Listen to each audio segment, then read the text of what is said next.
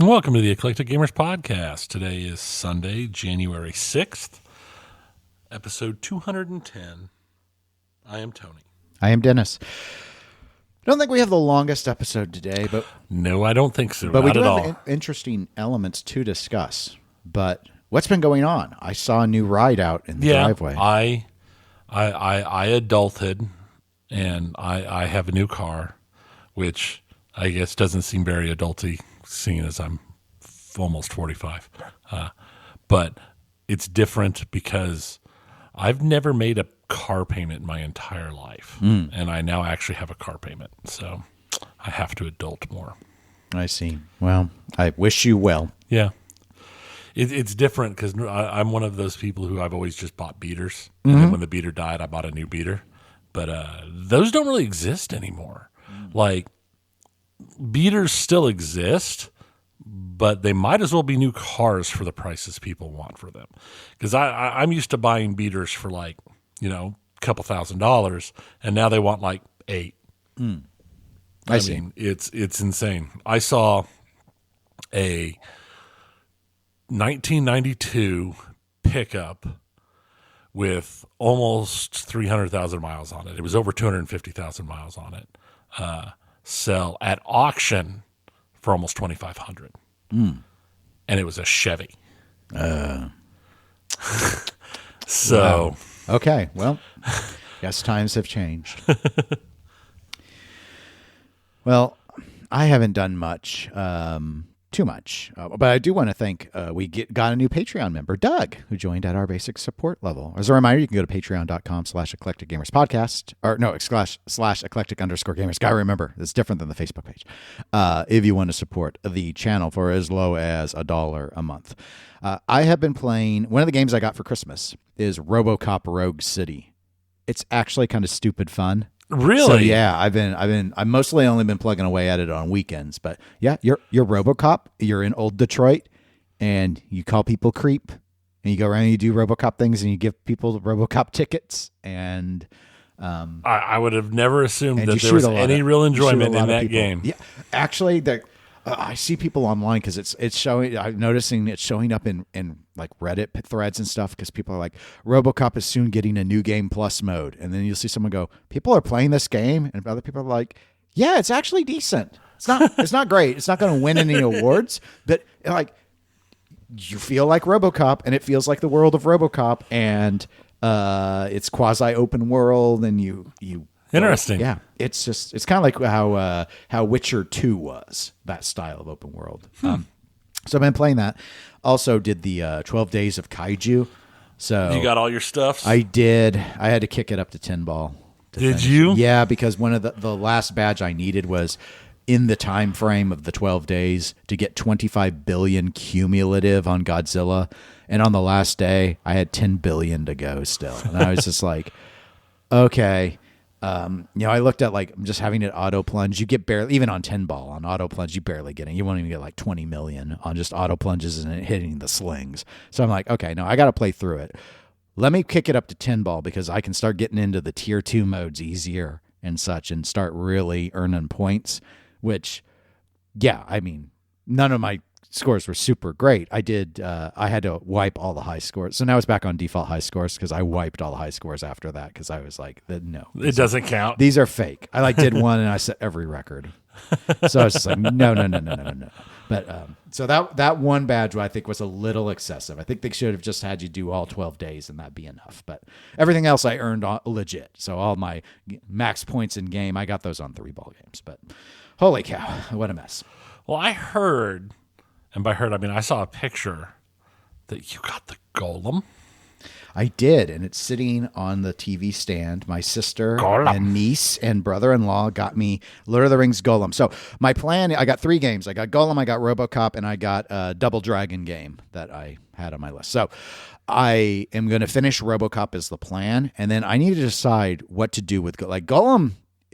This is a celebration, really. So I'm wondering if I should just take like clips from all the issues in it and like maybe do like pre-recorded and drop them on our EGP YouTube of stuff, or if I should just live stream this I don't know, because since it's console, That's a lot. Yeah, I have to. I mean, but I have the stuff. Like I have OBS on this laptop. I can plug in a separate webcam and position it because I play in the living room, and I have a capture card for that works on PC and console, and I mean I could do that.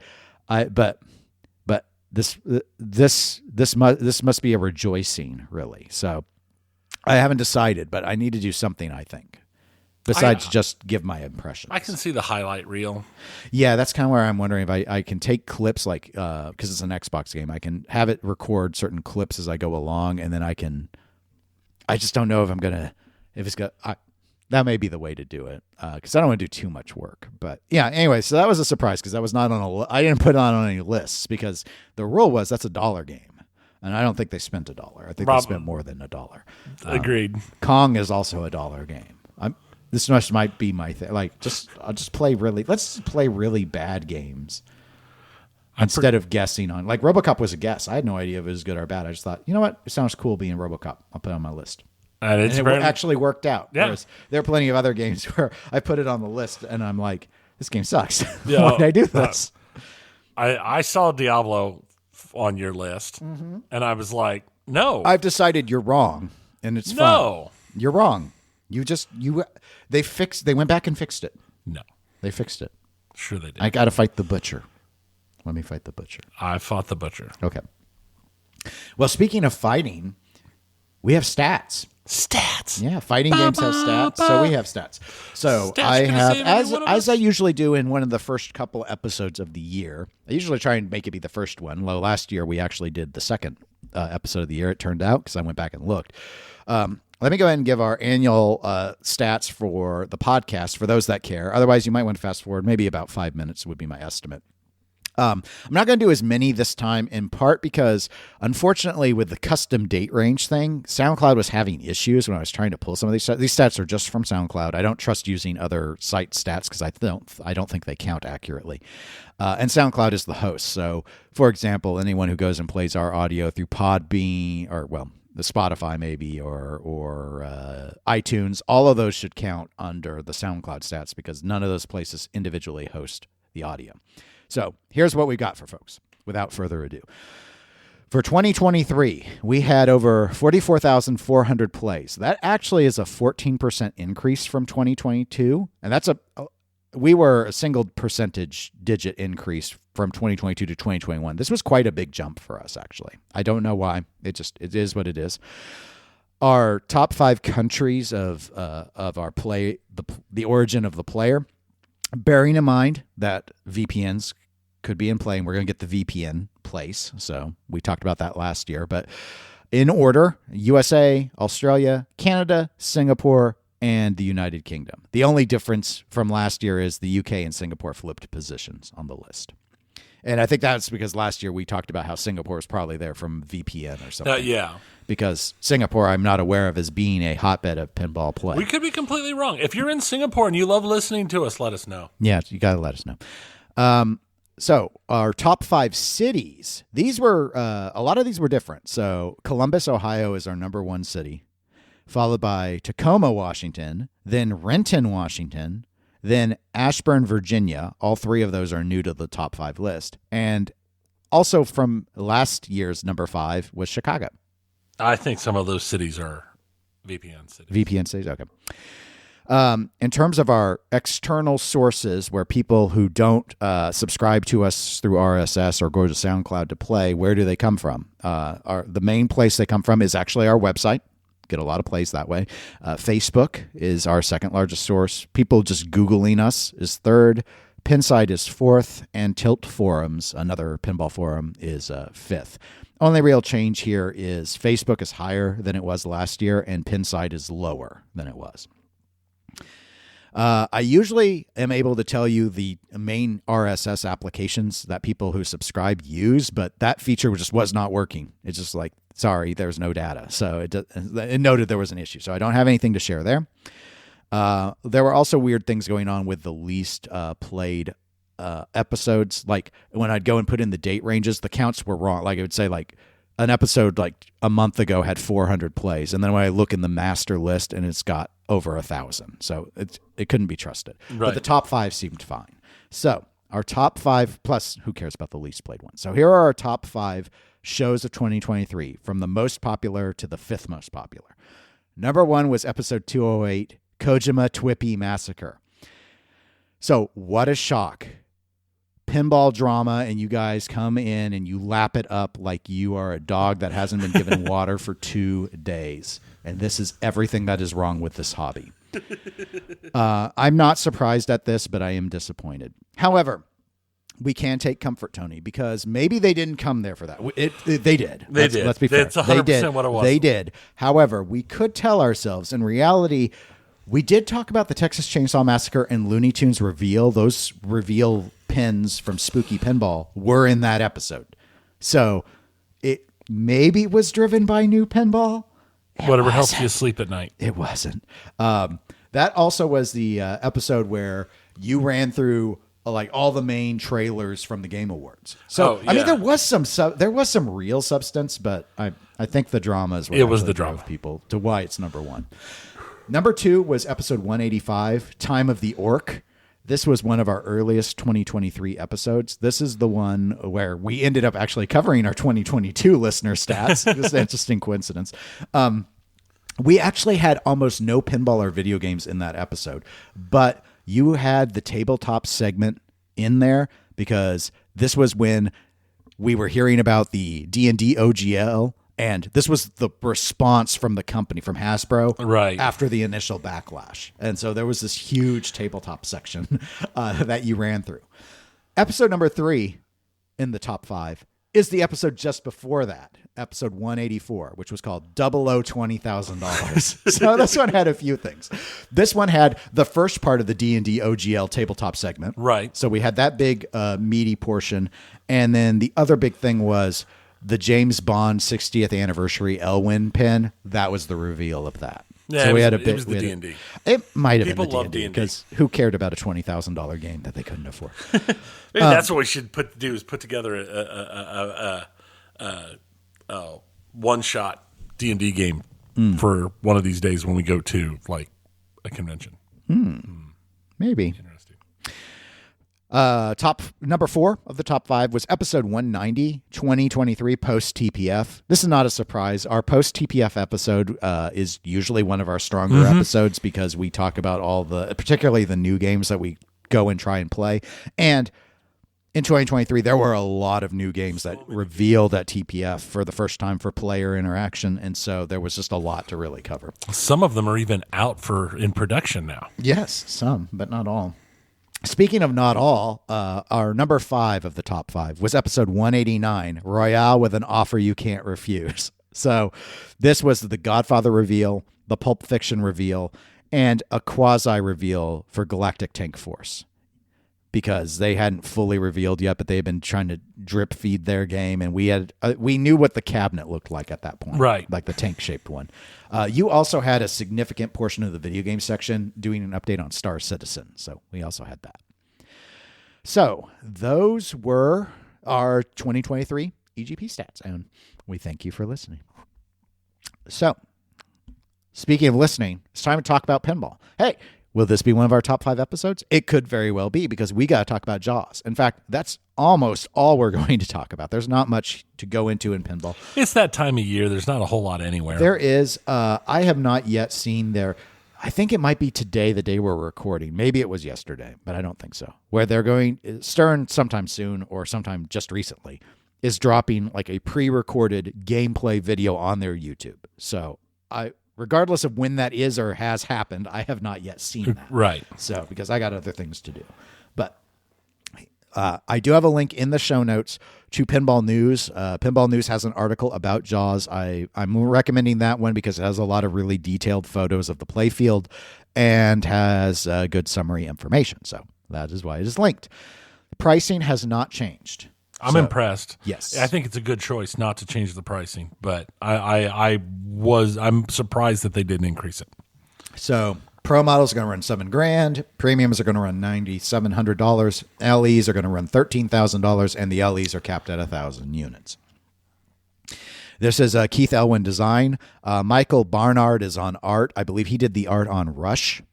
And they did get Richard Dreyfuss to do custom callouts for the game. Which is good. That's good. I didn't think they were going to be able to get anybody. Because, I think everybody but Dreyfuss is dead.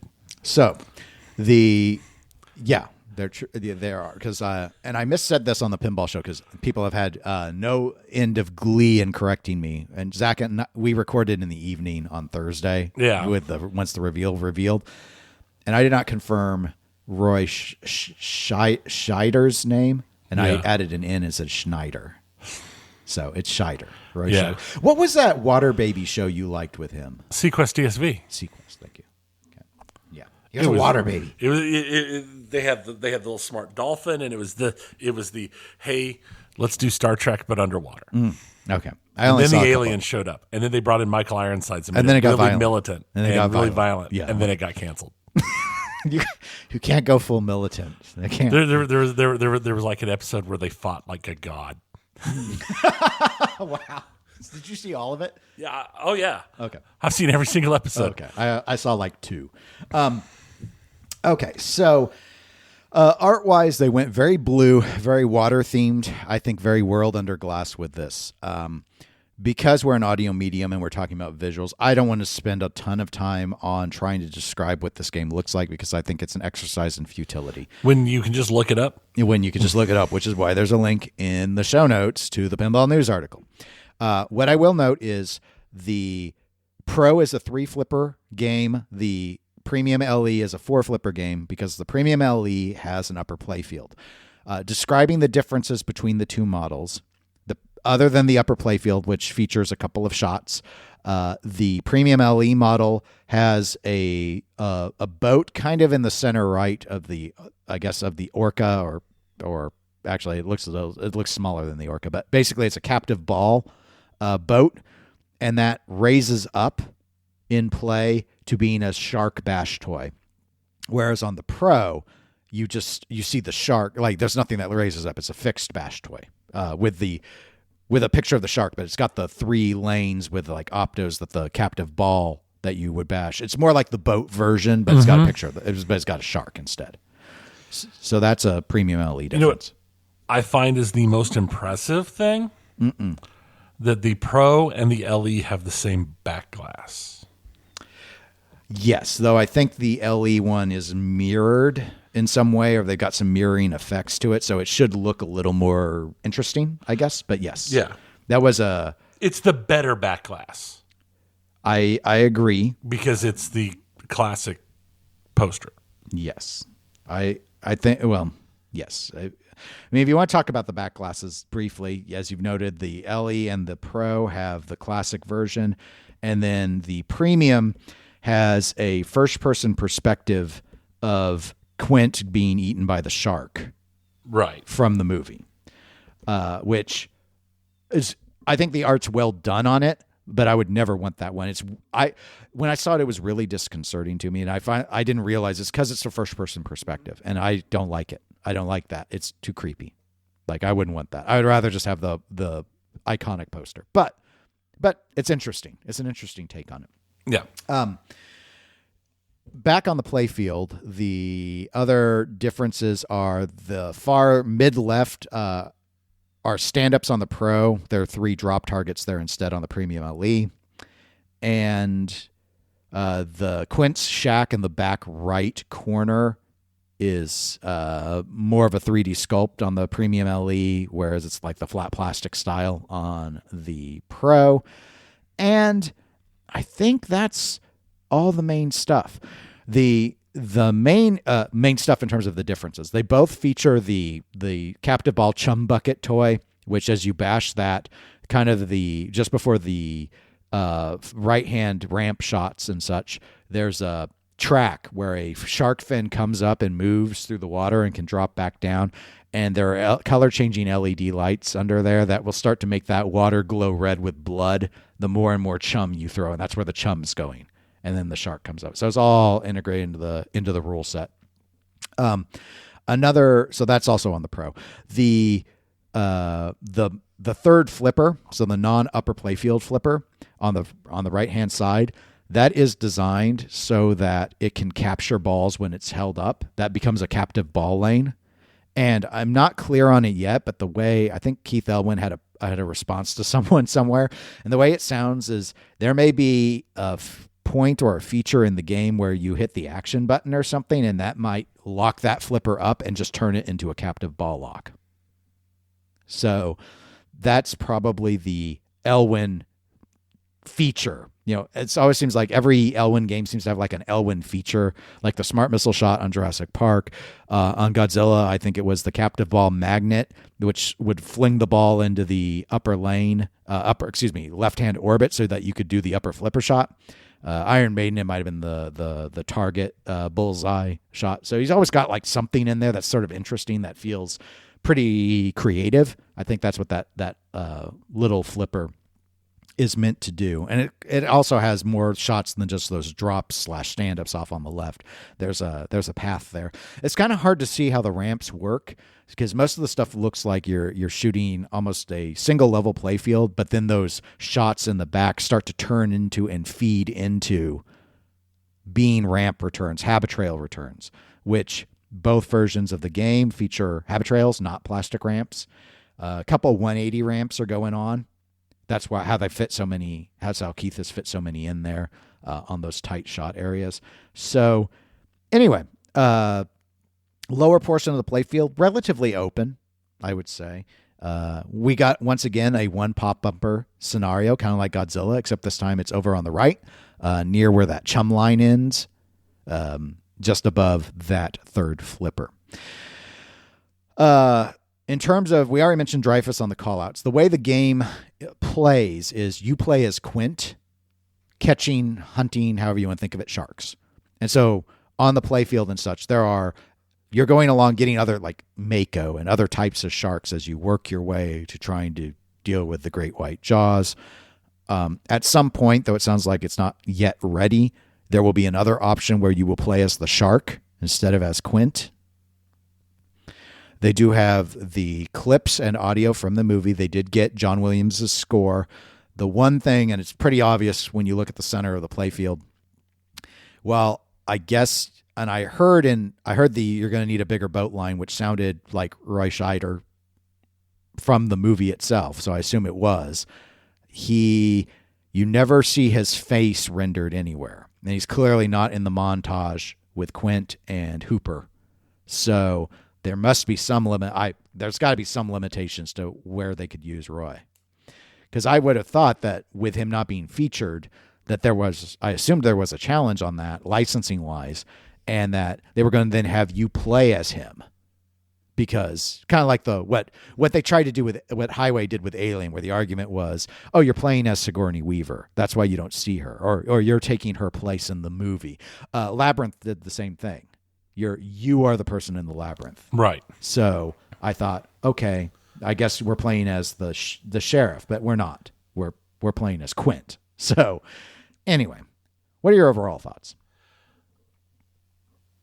I think it looks interesting. I like the concept of the moving shark fin target, and the chum bucket is just hilarious to me. So, well, he had to chum the water. He did. I'm interested to play it. I think I can say pretty safely I would be amazed if this doesn't end up like almost all of these games where the pro is the best player, just because of the lack of the upper play field. Yeah, your reaction is actually really similar to what I expressed over on the Pinball Show when we gave our first thoughts. I like the idea of the chum feature, though I do worry about how well that target. Hopefully they've tested it. I'm assuming they tested it a lot about it bending back or whatever with ball smacks, because it doesn't look thick. Right. Obviously, it can't be too thick, otherwise that hole would be too big and the ball would get stuck. And like you, though, the upper playfield does not look, like most upper playfields, does not look particularly interesting to me. I will give them full credit. I'm assuming Jerry Thompson did the sound package for this. And when you hit the ship wheel on the upper playfield, it makes that sound just like in the film. Does it? Yes. And then over to the right of the captive ball bash toy boat is the reel of Quint's fishing pole, which does look ratchet sound. So they've got nice. Again, the theme immersion on this is truly excellent, as you would hope. It's far better than I thought they would probably do. I think I hadn't really thought too much about Jaws because honestly, while I deeply enjoyed the movie, it's not a pinball theme that I had any interest in. Not that it means anything. I know people have been calling for it. It's one of those magical ones that everyone says will be great. We'll sure. find out. And it's like, but I wasn't this humongous Godzilla fan, and the game is the game, and the game is good. So, but here I assumed like there was just going to be like this massive shark bash toy. Probably in my head, I cartoonified it to where it was going to be like 1/3 of the back of the game, or it's like Groot or something, just some you like John Jaws, Borg style. See, that's what would have happened if it was JJP, because it would have been Jaws 4D. Speaking of 4D, Stern actually got the rights to all the movies for the video display. Really? Yes, and so there's some speculation about, obviously, the playfield is completely oriented around the first film. Right. And Quint is completely oriented around the first film. However, possible video mode, Jaws 3D, people are wondering. I am assuming that it was just kind of like hey, we want Jaws, and it's kind of like, oh yeah, you'll get all of them, because who cares about any of the other ones, especially after 2. Because after 2, there's no Roy Scheider anymore, and each one's progressively worse. Jaws, and not like a little bit worse, like a lot. And there are bad movies like Blood Rain, where I would recommend you should see Blood Rain. It's so bad, it's good. It's so bad. That might be true for Jaws 3D. I don't recommend anyone see Jaws: The Revenge. It is truly, truly awful. Michael Caine is in the movie. He doesn't even remember doing it. Well, he does. He remembers because it's what he did to buy his house or something. But it's really bad. It's really bad. Yeah, it's terrible. Right. The wife of Brody, Mrs. Brody, I don't remember her first name, is in that movie. She has a psychic connection to the shark. I don't need to tell you anything else. She has you probably didn't even remember that part of that movie because there's nothing about that movie other than that it's really bad. Nothing memorable about that movie. It's in the Bahamas. She's got a psychic connection to the shark, and there's a scene where he attacks a banana boat. I remember that. Well, that whole movie is let's constantly show the full shark all the time. It's just it looks no better than it did in the first movie. So anyway, I'm whining. So I'm hoping they basically do nothing with any of that, but maybe they do. Maybe they put some of that stuff in. I don't know. It's an Elwyn game. I'm sure it's going to play great. There's not really a whole lot else to say. The release schedule kind of followed their usual, by and large, up until the gameplay stuff, which might be a new take. I like that they're doing it pre-recorded. I think the live gameplay reveal is easy and an accident waiting to happen. And we've seen plenty of instances where, oh, look, the ball got stuck. Oh, look, the stream went down. Oh, look, the potato cam is potatoing. Just mistake after mistake after mistake. And pre-recorded is going to solve so much of that and keep it tighter, where there's really no reason for it to have to be a 2-hour stream. Right. So I think that's a really smart change. I always look forward to playing an Elwyn game. I'm not particularly excited about this game. Not really. But it would not surprise me if it ends up being the best game of 2024, simply because he designed it. But we'll see. I mean, and there's a valid argument to be made for that. We're gonna see. He can make even the dumbest themed games fun. Sure. But the question, of course, will be: is this going to be a Godzilla? Is this going to be an Avengers? Right. Which are all very respected games, but Avengers is definitely in the mind of the public a notch below where Iron Maiden, Jurassic Park, and Godzilla are, which I think all 3 of those may be top 10 on Pinside. Avengers is not. I know it's not. We'll see where Jaws ends up. Yeah. A lot of people are pretty excited about it, but they've been excited. I mean, this is one of those rumors that's been around for years and years and years. So anyway, we will learn more as things progress. And hopefully, once Tony and I we will play this at some point. We'll be able to give our thoughts once we actually have some hands-on time. Before moving to video games, I do have a little bit more Stern news because CEO of Stern, Seth Davis, did have a discussion with distributors and touched on a number of things regarding their strategy that I think are of interest to the listeners. And apologies if you already listened to Pinball Show, because we did touch on most of these, actually all of these, on that show as well. But hey, we don't all have the same audience.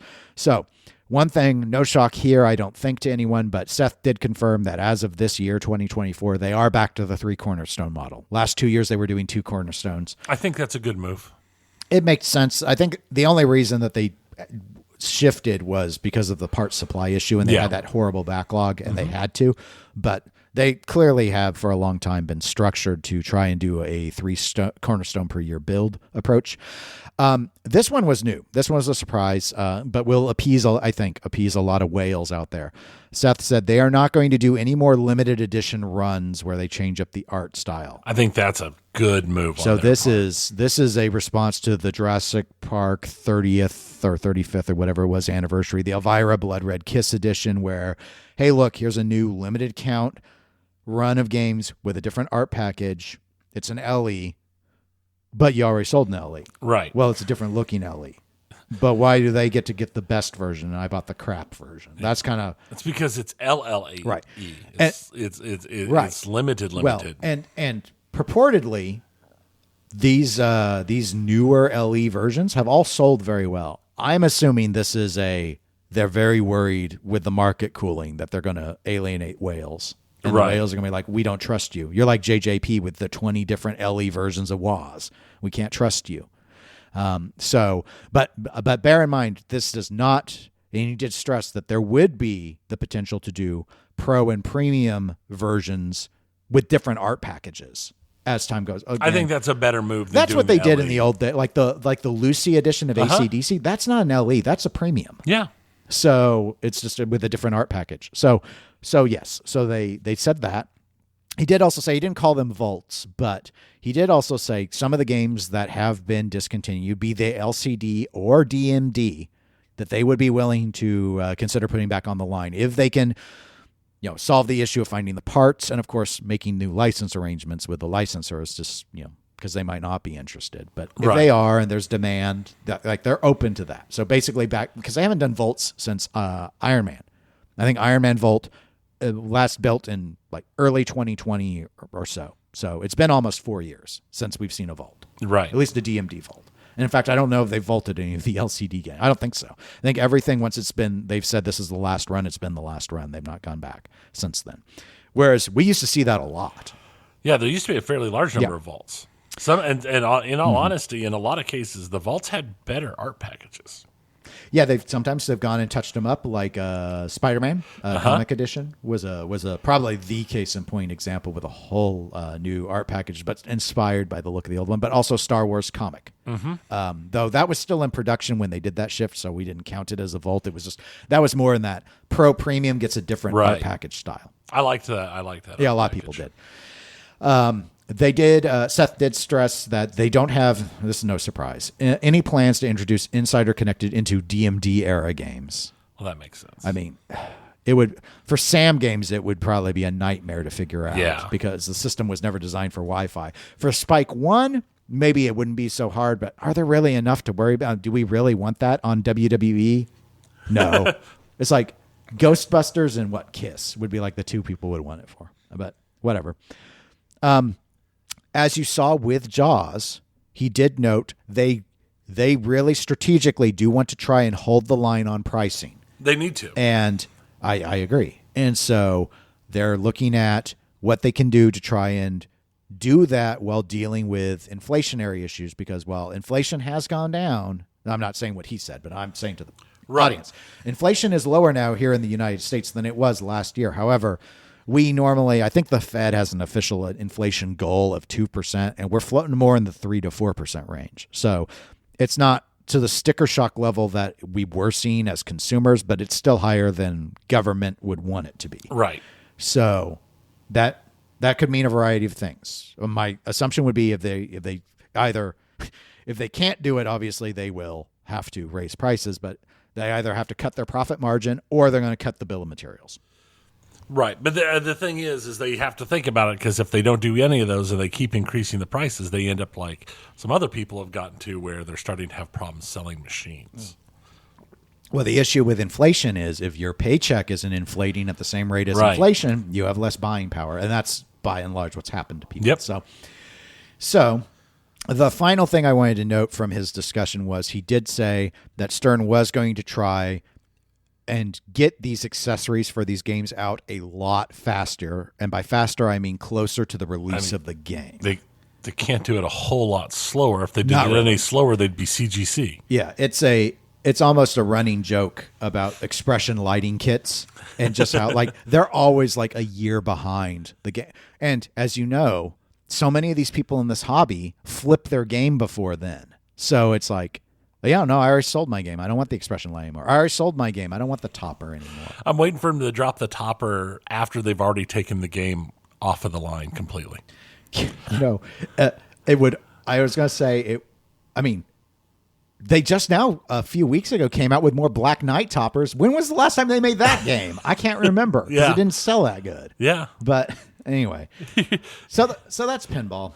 That's It's all Stern. Sorry, that's the only company that's done anything of note that I feel like talking about. So, what you got for us in video games? Video games is the same way. Most everybody's have been off for the holidays and everything, but there's a couple interesting little things. Tetris has been beaten. I didn't know you could beat Tetris. Technically, I mean, there's not like you beat the game, you're the best, whatever. But there is a kill screen where it gets to the point where the game just stops. It just locks up and it doesn't run anymore. And a 13-year-old competitive player, Willis Gibson, became the first human to get the kill screen. He posted the video last week, and he hit in 38 minutes. He hit level 157. Maxed the score out at 9s because that's as high as it goes, and he got the kill screen. And it's one of those things that like AIs have done it, or bots have done it. TaskBot. Yeah, but no human has done it before because it was one of those things that wasn't thought possible. Because I'm not going to go into it because I only know a little bit of it, but there's like this whole thing where there's a maximum, because of the controller, a maximum number of moves you can do, and then somebody figured out that if you move the controller a different way and hit it in a different way, you can make the moves even faster. Controller rolling. Yeah. And then I don't know what that means, but I read the phrase. Right. So people were able to start getting, when that got figured out, it got to the point where anyone who wasn't doing rolling couldn't even keep up in competition. Because they were so much faster, but it turned into a whole thing. But yeah, somebody has gotten the kill screen. Cool. So a human has. So that's pretty cool. Twitch had to update their policies again. What? I know, it's amazing. After their changes to where they were allowing nudity, and then they took away nudity, and in art. Specifically in art, and they made their rule changes. They had to go out and make a change to update their policies to prohibit implied nudity, because one of the changes they'd made that didn't get reverted originally, it became a very big thing for people to have like objects blocking themselves so it looked like they had no clothes on or whatever, because they wouldn't actually be nude, but they would be. You couldn't see any clothing. Was this because of Boogie? I don't think it was Boogie. Okay. Because he got suspended for a nudity thing. Yeah. I don't know. It got...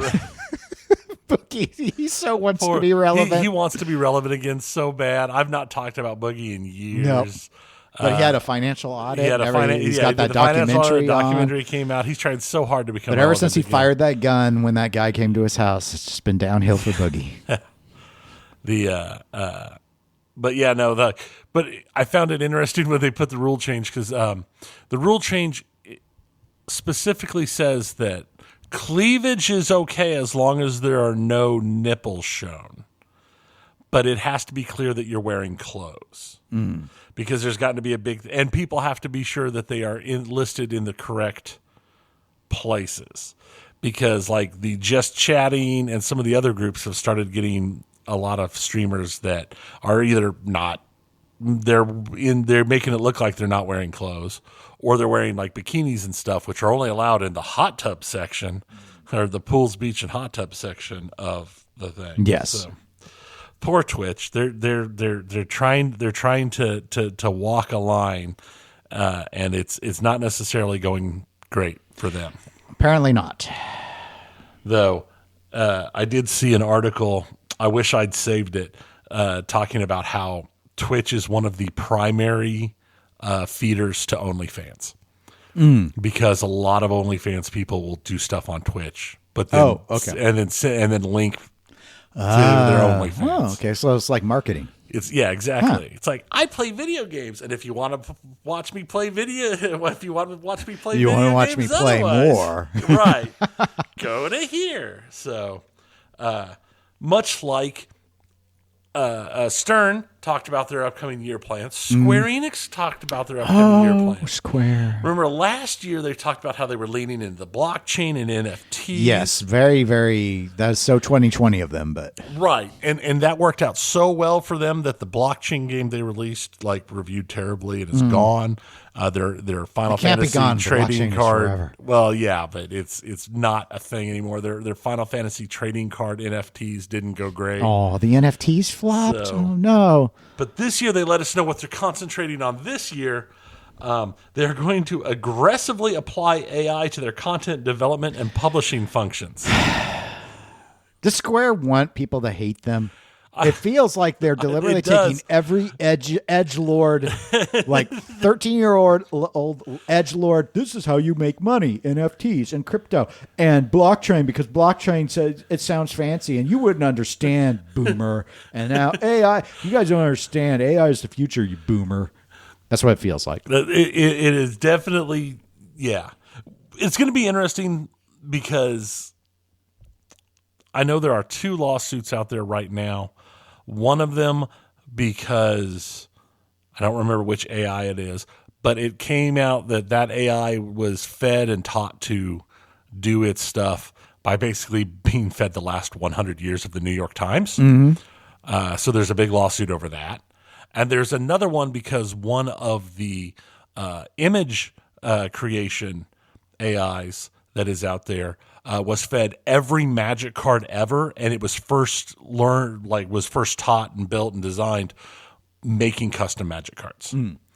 And so its entire backbone, its entire existence was created off of the work of Magic card artists. So that's nice art. I see why they do it. No, I understand completely. But now, for obvious reasons, they're getting sued because that was use of that art. Yeah, you've basically stole people's copyright content and to make your brain work, and your brain's a machine. Right. So shenanigans. Square Enix is disappointing me, though. They are very, very disappointing. Well, I mean, the AI thing might actually annoy me more than the blockchain and the NFT thing last year. Just because if they start applying it to the art, it's, yeah. Baldur's Gate 3 came out on Xbox. Oh, I've been waiting for that. And it had a couple issues. If people had their clips set to automatically upload and be published, and they clipped a mature scene, they were getting 1-year bans. So that would be bad. Laren had to work with Microsoft to start getting those bans lifted. It took a few days. There's also a save glitch that is occasionally causing saves to fail. So Laren put together a workaround so that you can enable cloud saving. And if the save glitch happens and all your saves get lost, your last 5 saves will be in the cloud.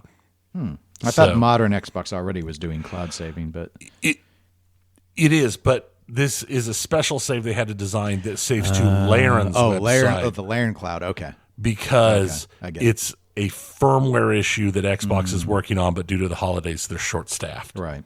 Okay. So, well, that's unfortunate because it's such a popular game. It is. Almost as popular as Diablo 4. Diablo 4. Diablo 4. Play it. I was sad when I saw it on your list. Don't be sad. I was sad. There was sadness. I had sadness. RoboCop on the list, too. I was so sad. It's fun. It's like Diablo 4. Diablo's fun. I told him no.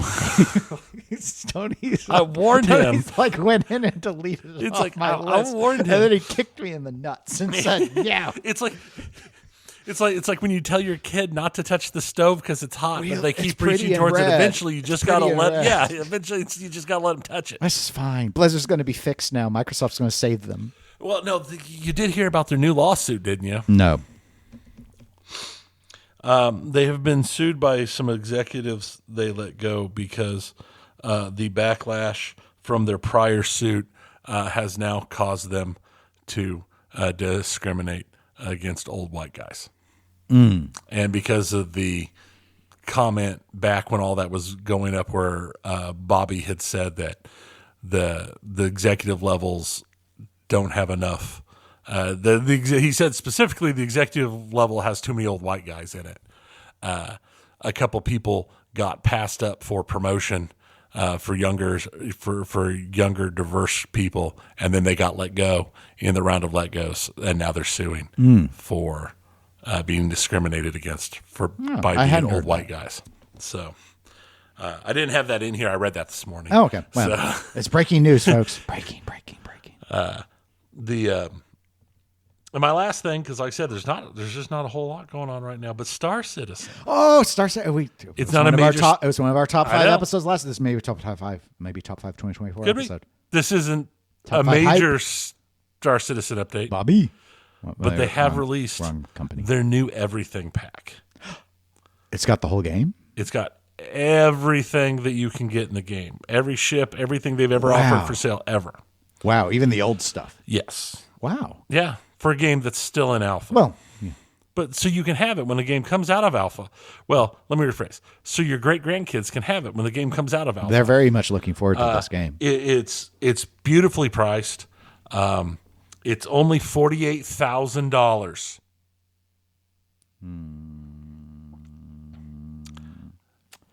That's a lot of money. I mean, that's a lot of video game money. That's a lot of Nintendo bucks.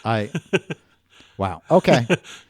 Really? 48,000. Wow. So how do you feel about buying like 10 LEs? Or not 10, but right. Well, but I'm sorry, 5 LEs. 5. Yeah. I mean, I could resell those, even if they take a loss. It wouldn't be. I don't think I can resell my 170 ships or whatever I get out of the. It's over 100. Yeah, it's over 175 items. Okay, but yeah, it just seems like a lot for a virtual thing. It's not even an NFT. It almost feels like the ultimate outgrowth of the whole Kickstarter thing has gotten to the point where you got to have everything, and then you get into this whole sunk cost fallacy. Well, I've already paid. I might as. It's just $50,000. Here's the thing. Setting aside the dollar amount, which I don't know what sort of way. Like I always classify are you just like? Sometimes I see people and they play like the gotcha games and stuff, and they're like, I don't know. I spent a little bit of money, and I'm like, are you a whale? And they're like, I'm not a whale. I'm like, well, maybe you're like a beluga whale. You might not be like a full size, like a sperm whale or a blue whale, which is the biggest whale. But in this case, maybe we need to like have a space whale, like from Ahsoka. These are space whales. When you're spending $48,000 on a video game that hasn't reached its final version, hasn't reached beta, here's my question to you, Tony.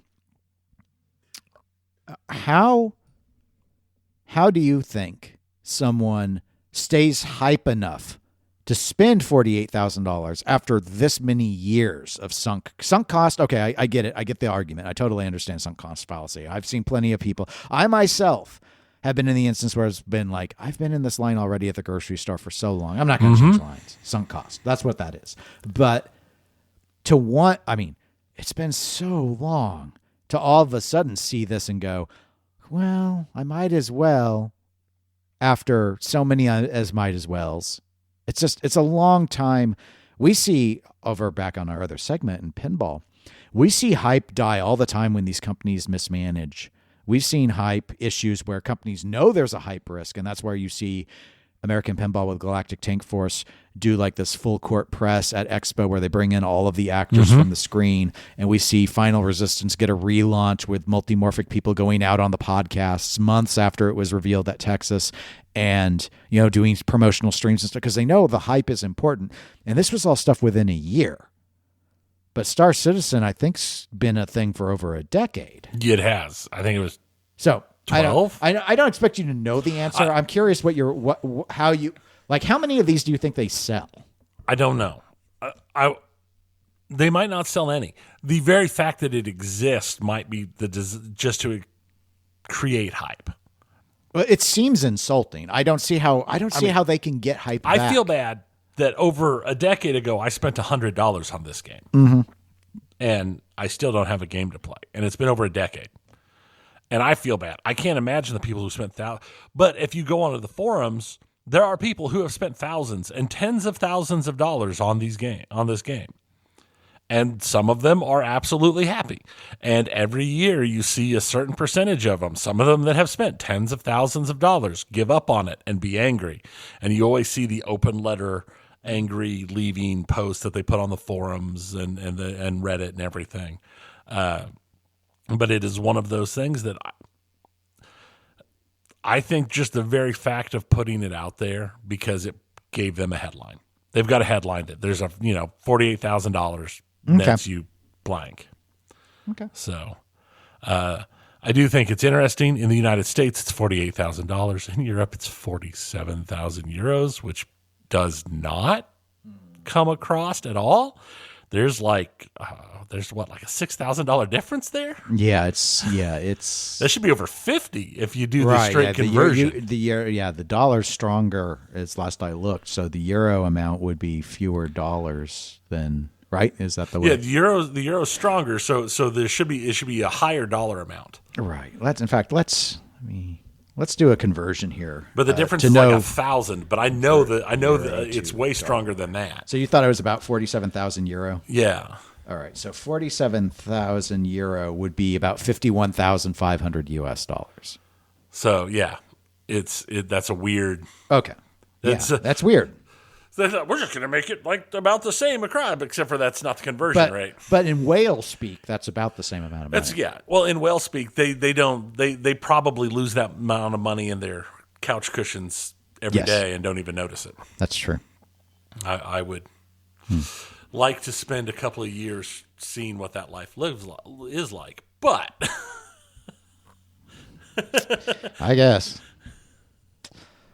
Well, I don't have anything else, Tony. Yeah, no, that's it. Like I said, video games news has overall been fairly quiet. Well, it's pretty standard for this time of year. Yeah. Normally we have the Stern reveal in December, so we actually had a little more on pinball than we normally would. But if you want to reach out to us, you can email us, eclecticgamerspodcast@gmail.com. You can go to facebook.com/eclecticgamerspodcast or support us on patreon.com/eclectic_gamers.